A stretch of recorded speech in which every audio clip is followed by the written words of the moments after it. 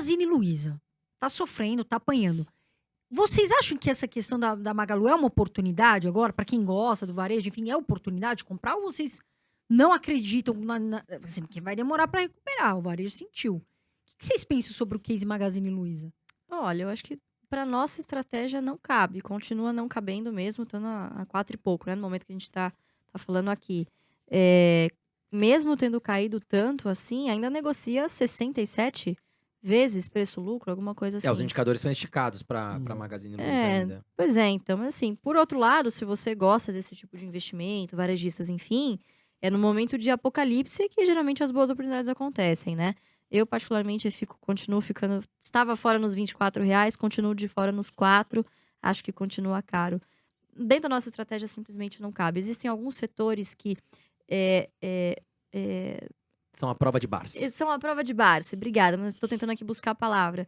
Simplesmente não podem pagar dividendos, porque as margens são tão pequenas, tão espremidas, tão ali na batalha na vírgula, que não tem espaço. Você precisa reinvestir tudo que você gera de caixa ali, né?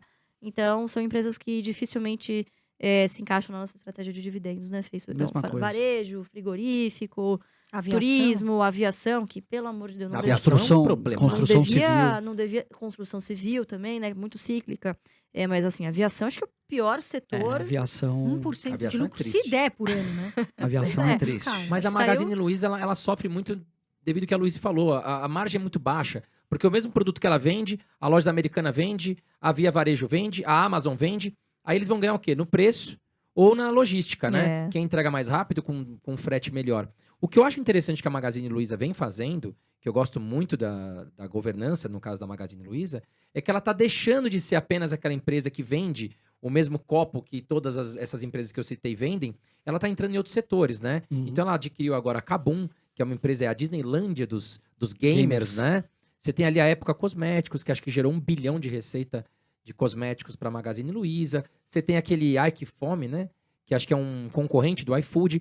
Então a gente vê que a Magazine Luiza está expandindo para outros setores porque ela percebeu que se ela não fizer isso, ela vai morrer na praia. Porque você tem entrada de Shopee, você tem entrada de Mercado Livre, você tem entrada de Amazon, você tem outros players que vêm de fora com N vantagens que a Magazine Luiza não tem. Exato. Então eu acho interessante, falando em varejo, eu acho que a Magazine Luiza ela se destaca frente aos concorrentes aqui no Brasil. Concordo. Frente à questão que ela está ampliando a questão. Ela está saindo só da questão varejo e virando uma empresa com N variedades de receitas, né? Eu acho que... eu acho que nada contra a empresa. Existe uma boa empresa, existe um bom investimento. É o caso da Magalu, na minha opinião. É uma excelente empresa, é um bom investimento. Aí são outros 500, é uma questão de preço. Nesse preço não nos atrai muito. Sim, é uma filosofia de investidor. Claro, né? claro. E a Transmissão Paulista? Vocês acham... Eu tô mudando de setor... Porque também é uma empresa... Eu venho aqui, eu trago toda a caixinha de perguntas que fazem. Mas daí eu quero saber a opinião do Felipe e da Luiz, né, gente? Porque daí eu quero saber. A Transmissão Paulista, vocês acham que ela é uma boa empresa? Tá barata? Vale a pena investir agora? É uma boa empresa. Eu acho uma empresa excelente. Eu acho que é uma empresa... É uma daquelas ações tá barata, com cara de ação Felipe? de viúva, né? Que ela tem uma remuneração constante de dividendos, acaba tendo um yield acima do que a gente considera o mínimo necessário. Eu não acho que ela está super barata. Acho que já esteve mais, assim. Então... Preocupa vocês não ter o tag along? Transmissão Paulista é uma empresa que não tem tag along. Vocês não olham para esse tipo de questão? Não é que a gente não olhe. É algo desejável, mas na nossa opinião não é algo obrigatório, excludente para você ter ou não na sua carteira, né? Por exemplo, eu nunca vi ninguém falando sobre o Itaú. O Itaú não tem tag along de 100%. Acho que 80%. A galera 80%, pega o tag along e define como a razão principal para não investir na empresa, né? Sendo que tem tantas coisas boas. E a governança é muito nice boa to de have. Transmissão Paulista, né? É um nice to have. É a maior empresa privada de transmissão do nosso país, né? 60%, eu acho, né? Região Sudeste, né? Eu acho que 60% do Sudeste. Exato. E 25% Brasil, se eu não me engano. Agora, quero fazer uma pergunta para vocês um pouco polêmica. Fundos imobiliários, Felipe e Luiz, vocês acham que é uma boa forma do investidor conseguir obter renda mensal? E se vocês investem na carteira pessoal de vocês em fundos imobiliários? Não investimos. Não. Não investimos. No fundo, eu acho que assim, eu não acho que é importante a gente vir aqui e falar só mal de fundo de investimento. Eu acho que o fundo de investimento imobiliário, os FIIs, eles têm um benefício muito... Um benefício não, eu diria que para muita gente que está entrando no mercado de renda variável, pode ser um primeiro passo interessante. Que eu vejo muito o FII, às vezes, como aquela ponte entre a renda fixa e as ações, né? O cara vai entrar naquela piscina gelada, ele coloca o pezinho. Ele coloca antes, o ali pra ver se tá pezinho fria, né? e tal, exatamente. Então o FII ele pode ter esse papel e eu acho que é louvável até. Agora sim, a gente estava falando agora há pouco sobre setores que a gente não gosta. O setor imobiliário é um dos setores que a gente não investe. Seria até um pouco incoerente da nossa parte falar, poxa, a gente não investe em ações ligadas ao setor imobiliário, mas fundos imobiliários são uma maravilha. Então, assim, existem algumas razões que mostram para a gente que as ações acabam sendo uma alternativa mais interessante. E voltando aqui naquilo que a gente estava falando do custo de oportunidade. Dificilmente a gente analisa uma alternativa isoladamente. Então, você está sempre comparando algo com outra coisa. Fundo imobiliário, eu estou comparando com ações.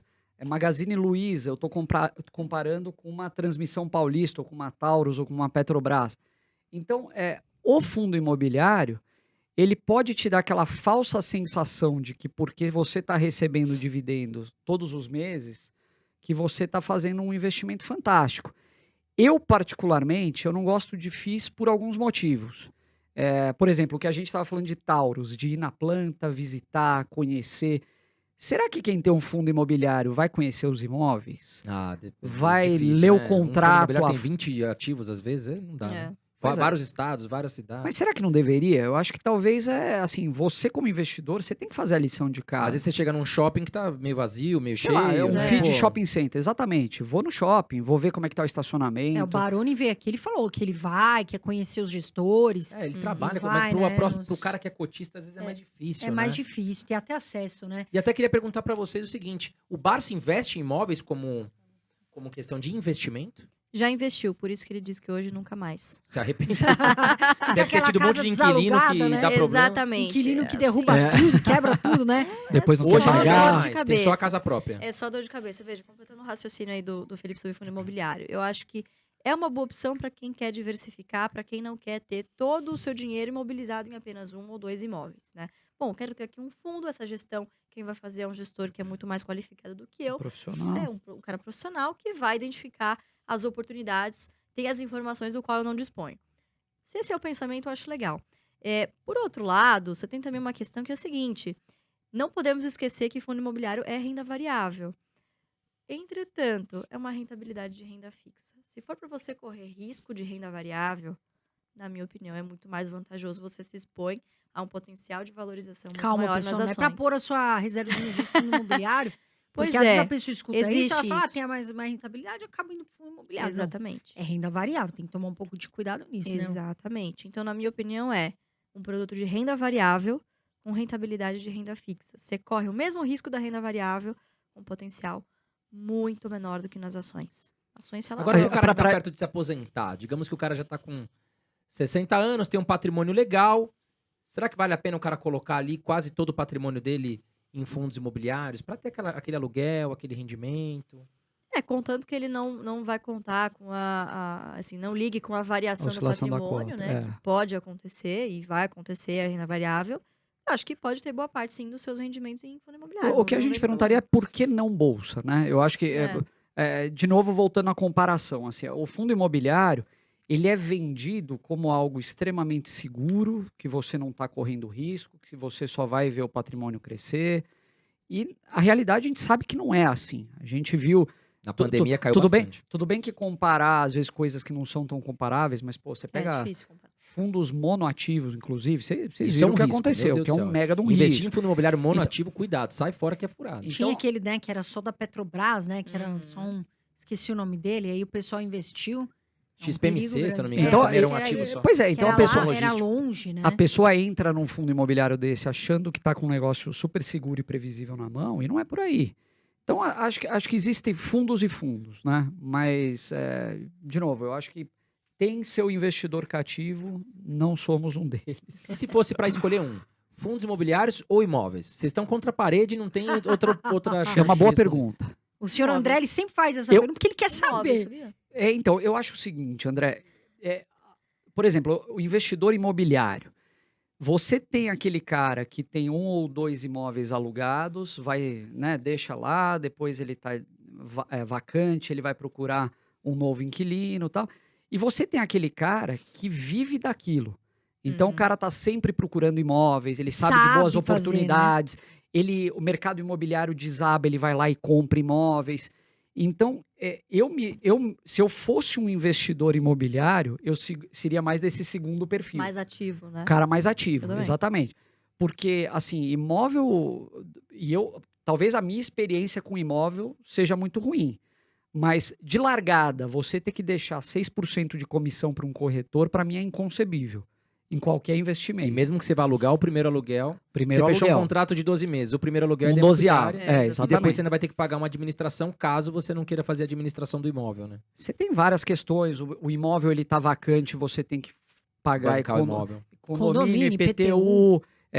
O inquilino sai, você tem que fazer uma reforma. Muitas vezes ele não tá de acordo com o que você... Então, assim, eu acho que a pessoa que se dedica... Tudo bem, mas aquele cara que quer ver isso como uma fonte de renda e perfil. tá ocupado com outra coisa, Complicado. provavelmente ele vai ter dor de cabeça.